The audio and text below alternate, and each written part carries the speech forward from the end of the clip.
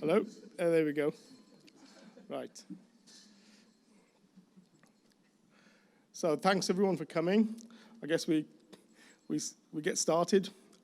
My name's Javid Khan. I'm from a small company called Holoxica. We're just down the road at Codebase. And I'm going to be talking about extreme 3D graphics applications in Node.js using NodeWebkit and THREE.JS framework. So thanks for having me, and thank you for turning up. So just a little bit of a background on Holoxica. We've been around for 10 years, actually. We started at Edinburgh University at the King's Buildings in the electrical engineering department, specifically microelectronics. So our background is in computer hardware, silicon. And we moved, so we were there at the university for about 6 or 7 years. And then we moved over to Codebase about 3 years ago. We specialize in professional 3D graphics, in all kinds of 3D content. We do a lot of associated image and signal processing around these graphics. And we also have done a lot of work in 3D display hardware, and specifically around the application of holographic technologies. So just a little bit more about me. As I said, my background is in microelectronics, computer engineering. I have a doctorate in photonics engineering or on holographic 3D displays. And I also have an MBA. I used to work at the EU in Brussels as a scientific officer, working on high-tech projects, so funding high-tech projects. And before that, I used to work at various sites around Europe and in the US for Philips. So just a bit of a background.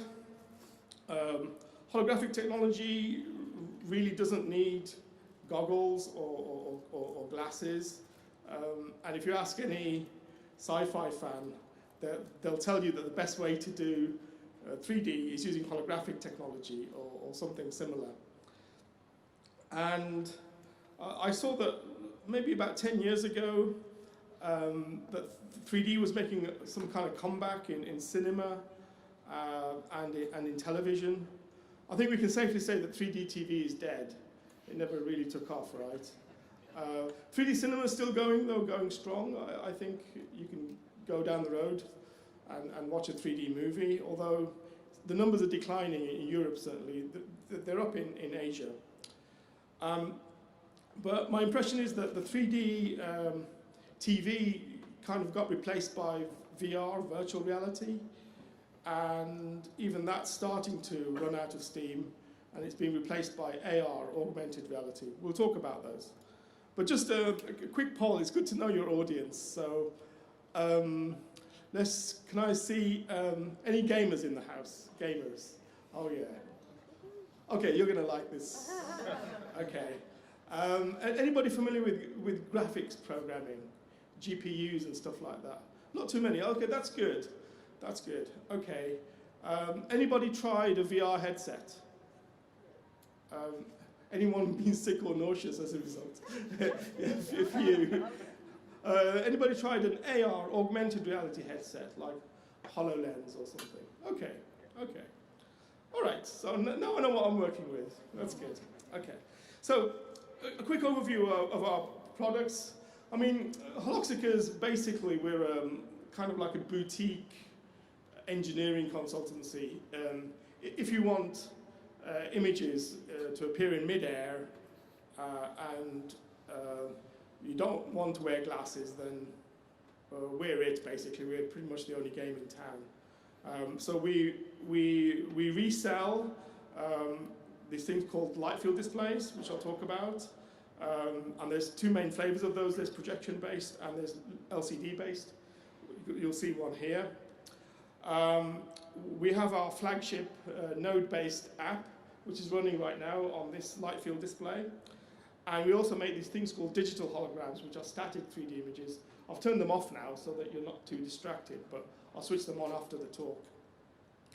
So the talk is going to be, you have to bear with me. I'm going to ask you to bear with me for the first part, because I'll be talking a lot about the hardware, because I need to set the scene before I can explain why we need to have extreme software to run this kind of extreme hardware, graphics hardware that I'm talking about.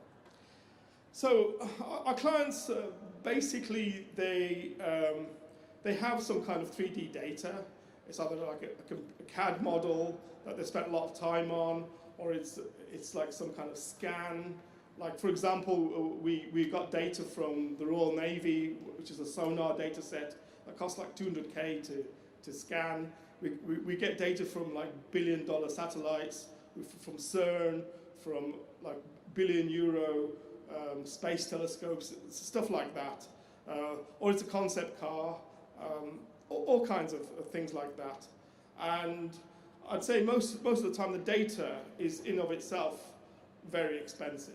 I mean, there's a lot of resources, effort, technology going into producing that data, much more than the hardware that's used to display it, which is typically a few £1,000s to tens of thousands. And our clients are generally quite savvy. They're sitting on top of like a £5 million MRI scanner, you know, something like that. So they pretty much know what 3D technologies are out there. They're quite knowledgeable generally, and the main use case for our tech is when more than one person needs to see the 3D image in 3D, basically. Because if it's just one person, then they can just put a headset on. But as soon as the N is greater than 1, you need our technology. Because it's really difficult to sync up AR and VR headsets. I don't know if you've ever experienced that nightmare, but I'm told it's not good. Anyway, step back. Like, why bother in the first place? Why do we bother with 3D? Why isn't 3D on a 2D screen good enough? Well, the simple answer is that the human visual system, both the eyes and the brain, have been developed to view the world in 3D. It's just as simple as that. And so the human sensory system is wired for viewing images in 3D. And once a human sees something in 3D, it has a lot more impact than a two-dimensional image in terms of understanding, in terms of perception, in terms of navigating through something, in terms of identifying things. There is a lot more information, an order of magnitude more information in a three-dimensional scene than you would imagine. However, cut back to 2D. This is a 3D scene, but it's in 2D, and this already has quite a lot of 3D elements to it. So shout out, what are the 3D cues in this scene? Perspective, shadows, occlusion, very good. Gradient. Gradients, yes, all there. Relative size, you know the size of some of these objects, so that you know that when, like, a tree is in the distance, it will be smaller, and then you can see that certain objects are in front of or behind others or are far away. So there's already a lot of information in a 2D scene, but nevertheless, there is a lot more in a 3D scene. So just as a primer and terminology, all kinds of displays exploit the limits of human visualization to some degree. So I'm sure you're all aware that the data can be decomposed into red, green, and blue values. So that's color sorted. Another property of the human visual system is persistence of vision. So you can chop up a moving scene into like 25 frames per second, or if you're a gamer, I think it's, what's that, 250 frames per second nowadays you can get. Then most displays also have some kind of field of view, viewing angle. It's very wide now with LCDs and with projectors. It's like 170, even 180 degrees almost. And then most displays, 2D displays certainly, are multi-viewer. There's no question of more than one viewer seeing it. However, when you get to 3D, things are a bit different. They're not always multi-viewer, especially if you have to put a headset on. And they exploit binocular vision, so the fact that you've got two eyes, and that's important because there are certain tricks you can play there, just like you can with color and persistence of vision. And so there are a couple of features of the human visual system that can be exploited here. So in particular, you've got vergence or convergence of the eyes for events and objects that are close to you. So you've got to kind of go cross-eyed. And then you've got accommodation, which is focusing of your eyes.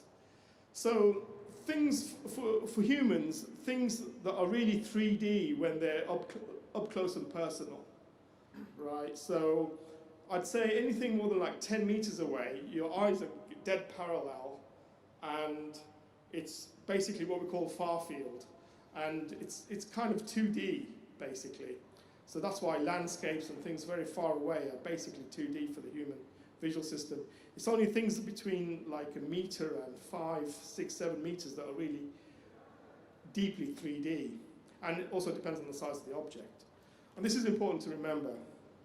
We'll get back to that. And then we also introduced the notion of a voxel or a hoggle or a pixel, which is a three-dimensional representation of a pixel. So 3D displays are categorized along some broad categories. So here we have stereo displays, auto stereo, which is kind of this one here, where you don't have to wear a headset. You have volumetric displays, you have holographic, you have light field, and then you have everything else. So I have a whole lecture on this, which I give at the university, but I'm not going to go into all of these. But I'm just going to give you a taste of some of these that you're probably familiar with. And I'm going to pick out some which are, let's say, not so academic and that are more sort of commercially relevant. So first up, I've spoken about this already. I'm not going to go too much into it, but it's the old 3D TV. You can see the Microsoft HoloLens AR goggles, and you can also see the VR. These have been around for ages. Many of you have tried out VR, as we've established. However, the main issue with these is discomfort, and this arises because of what we call the so-called the VERGENCE-ACCOMMODATION conflict, which you can see in these graphs. I'm not going to go into it, but basically, these displays or these headsets give you an illusion of 3D. So what they're presenting is twin two-dimensional images to either eye, and your eye has to focus on this plane, whereas a 3D image appears outside that plane, and basically that messes you up, and that's what gives you headaches and nausea and disorientation, and they don't recommend that you use these systems for more than a couple of hours, if that. And certainly not for children, by the way, under the age of 8, because their stereo vision is still developing. Then next up, volumetric. Here, the scene is broken down into voxels, individual 3D pixels, within some volume, and it's defined by X, Y, and Z parameters, as well as color intensity. There are many of these systems around. Most of them mechanical, involving spinning screens or mirrors. There's only one solid state system, which is by Lightspace, which is a stacked array of LCDs, which is basically synced with a projector. Then most of you probably wouldn't have heard of light field and holographic display systems, but these are around, and there are a number of technologies that can deliver this, and there's one here, as I mentioned. so we are value-added resellers for a company called Looking Glass Factory, and in fact, they've just last week announced a 32-inch version of the display. I'm going to see it next week in the States. You have projection-based systems which can make 3D images the size of a person, so you can see on the far left. And then you have holographic systems which are essentially based on the physical principles of the diffraction of light. So most of you are probably familiar with common phenomena, optical phenomena like reflection and refraction through glass. But there's a third one called diffraction, which basically manipulates light at nanoscale, at the scale of a few hundred nanometers. So light is basically half a micron or 500 nanometers, and if you can engineer structures that size, then you can pretty much make, well, let's say, best way to put this, physically and mentally abuse the light to make it, force it to form images in thin air, which it doesn't otherwise wouldn't like to do. So,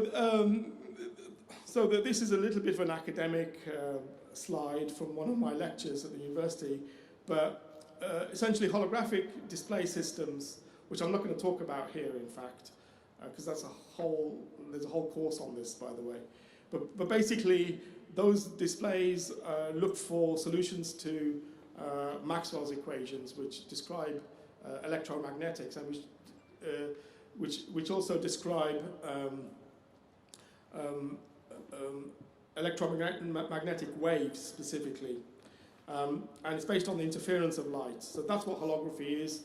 It's making interference patterns and to take input light and reformat it to make images in free space.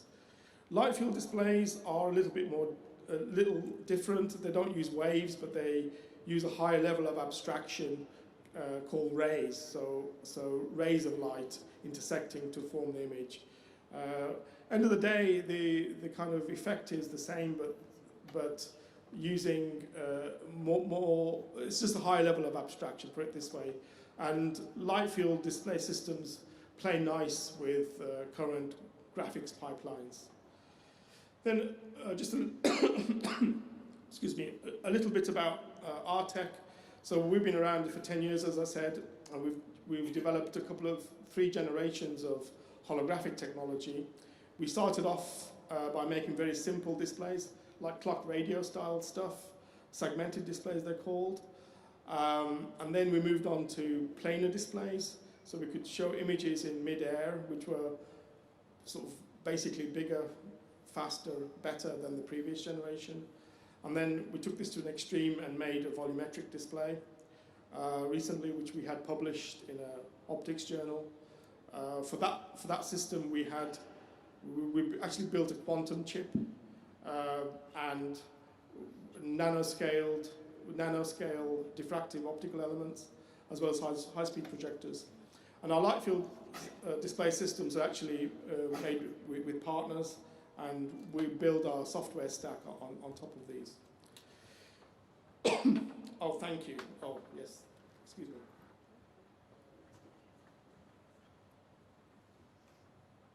I talk too much. So our static light fields, or static holograms, as we call them, these are printed, and you'll see them here. It's a very thin sheet of material, just 30 or 40 microns, and they're zapped with lasers. And each kind of holographic dot, or each hoggle, contains a view of the scene as seen through this tiny little dot, both in front of and behind the hologram plane. And basically, we have to render lots and lots of different views. So something like 250,000 views, 512 by 512, within a cone of 90 degrees, outside and behind the plane of this thin film. And so we have to compute something like 500,000 rays per square millimeter. And these things are made with a special holographic printing machine, We don't have it on site, but it's from another partner. This is what it looks like. It's like a €500,000 device. It needs an industrial facility to run it. And basically, we take in designs from our clients, and we use our app, which I will get to, don't worry. But I need to set the scene for you. A few more slides on hardware. So we use our app to generate the imagery that's needed to drive. So if you like, it's like a fancy printer driver for holograms. In fact, you can think of our app doing something like that. Then, talking about the Looking Glass 3D displays, as I said, there's a 32-inch out just now.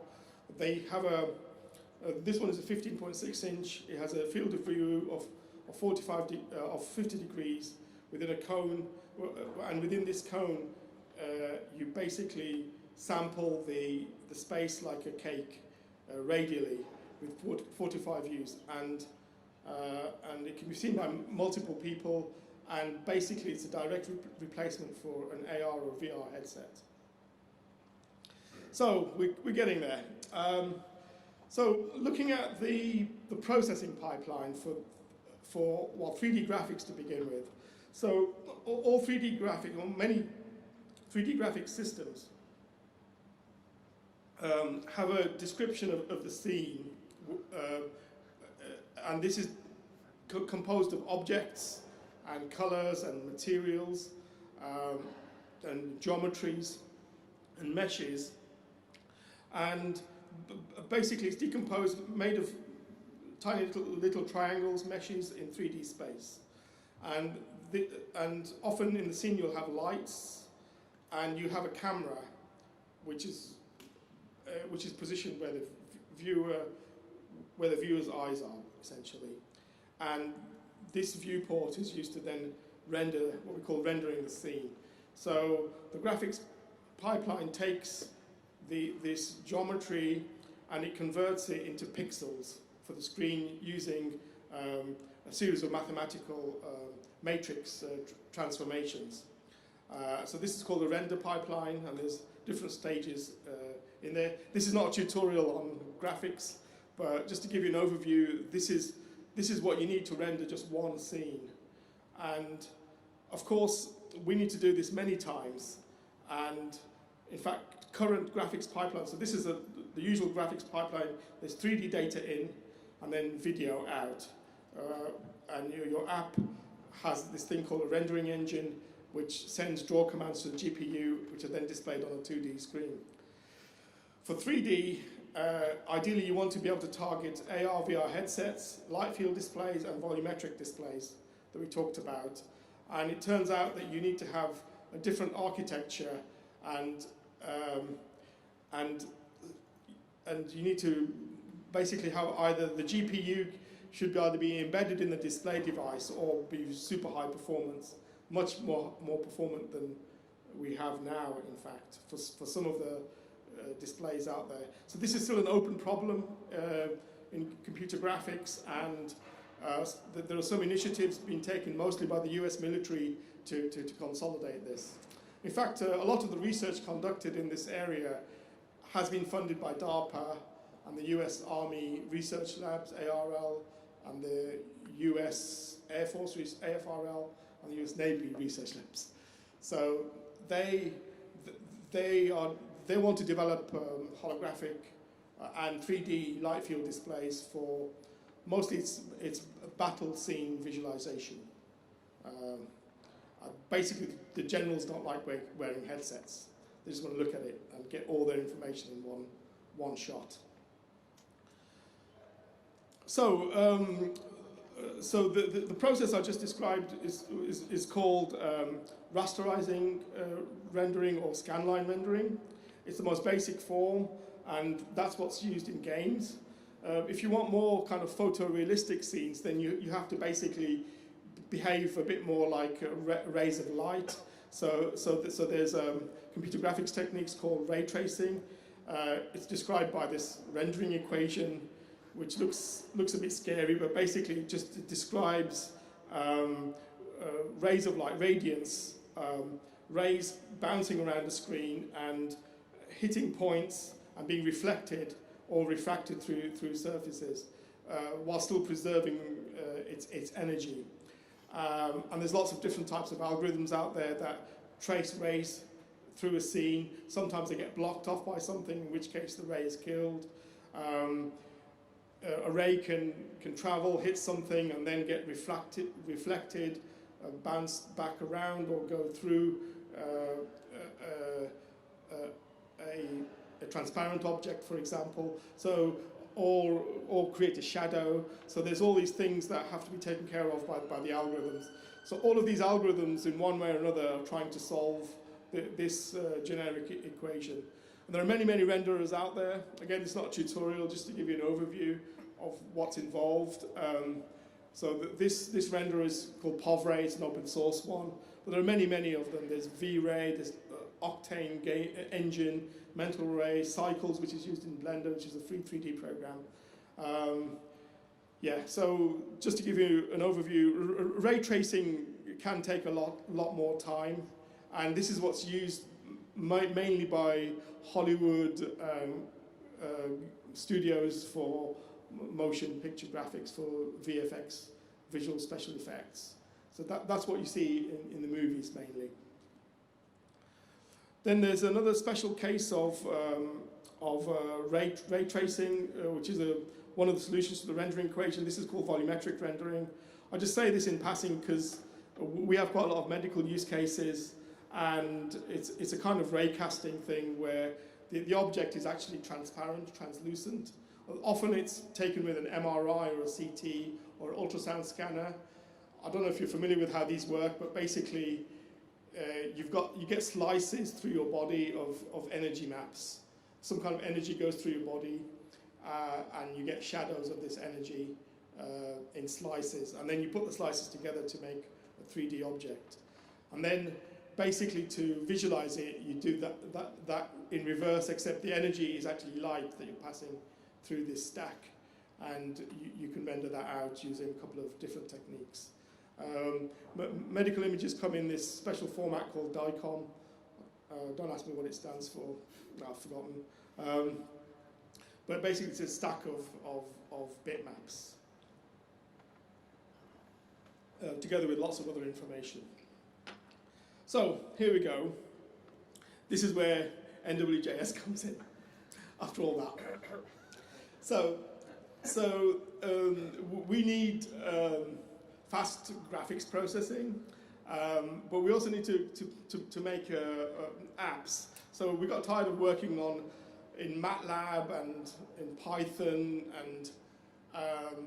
and our clients were asking us to do more and more things. So we decided to make a simple kind of 3D visualization app for our clients, because they were always asking us to do extras for them, like, okay, we'd make a hologram for them, but then they'd want a poster, like a still or something, or a video.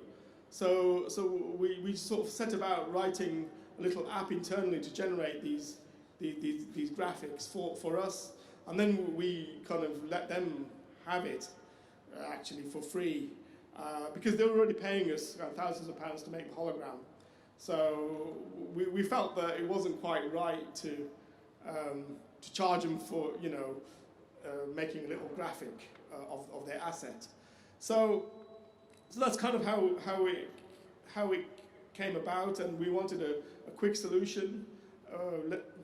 Dare I say dirty, but actually we used this framework. Well, we eventually got to use this framework called NodeWebkit, which is an app development framework. It embeds Node. It's got the V8 compiler in there. It's basically a Chrome browser without its clothes on. It can do all the GUI stuff. It works with CSS, HTML5, and crucially, WebGL is really well supported, so which means we can do our graphics. And nice features that it's open source. I'm not sure if it's still an MIT license, but it's a very liberal open license. and it works on all platforms. And we use multiple platforms. Internally we use Macs, we use Linux, and we use Windows PCs. So it was important for us to have a code base that was common to all of these. Then the next bit of the puzzle is this 3D framework, which is called THREE.JS. And this is basically it's a cross-browser JavaScript library, which is built on WebGL. This graphic shows you some of the apps that have been built around it. They all work on the web. There's very active community. There's like, I think the GitHub has more than 1,800 contributors. And again, it's fully open source, and it's a high-level framework over a low-level WebGL. So WebGL is very low level. You know, it's at the level of points and meshes, whereas THREE.JS you know, has a high level of abstraction. So you can define primitives like, you know, a cube or a sphere or a cone or a cylinder or particles or so all these kind of things that kind of encapsulate lower level features of WebGL, but you can still access all those lower level features. You can set up scenes very easily, and you can do all the good stuff with, you know, lights, camera, action, and set up your scene. But you can also go low level, as I mentioned, so you can go down to what we call shader level, which is code that runs on the GPU. So shaders.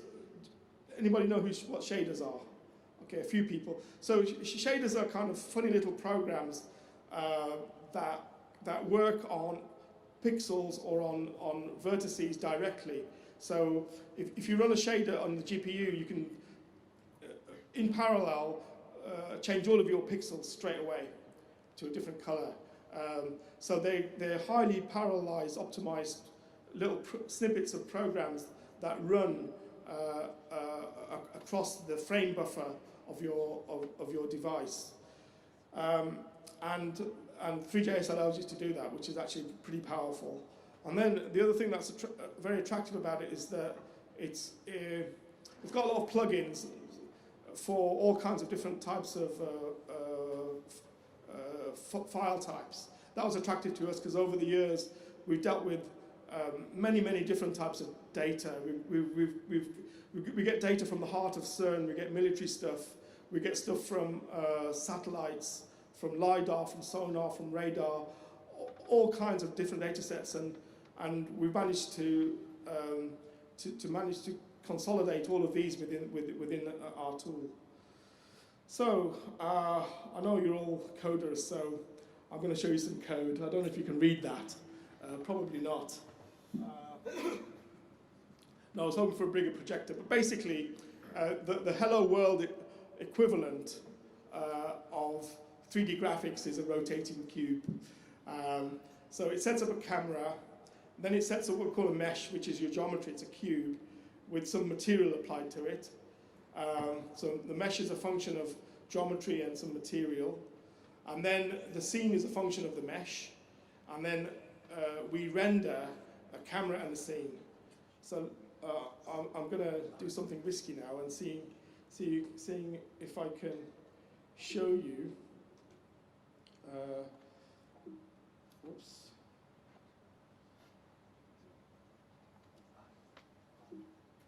Okay. Maybe I'll do that after the talk. But there's a Chrome instance running which shows you a rotating cube. So what are the benefits of doing it this way? Well, initially it was fast turnaround. You didn't have to wait for compilers and linkers. The tools were actually pretty stable. I know a lot of people knock scripted languages like Python and Node or JavaScript because of performance, but we certainly haven't found that because with JavaScript at least it's compiled on the fly. So your first run might be a bit slow, but then once it's compiled, it's running at, I don't know, 70–80% of native speed. Plus, we think that it's worth it for the amount of times that we can iterate.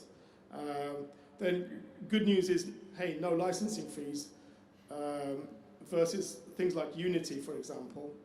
I'll come back to that. And then, as I said, okay, the source is available, by definition it's open source, but there is a large code base and there's loads of examples, as you saw. And you can package up the app very easily for 3 different platforms. So DevOps is a doddle, from that perspective anyway.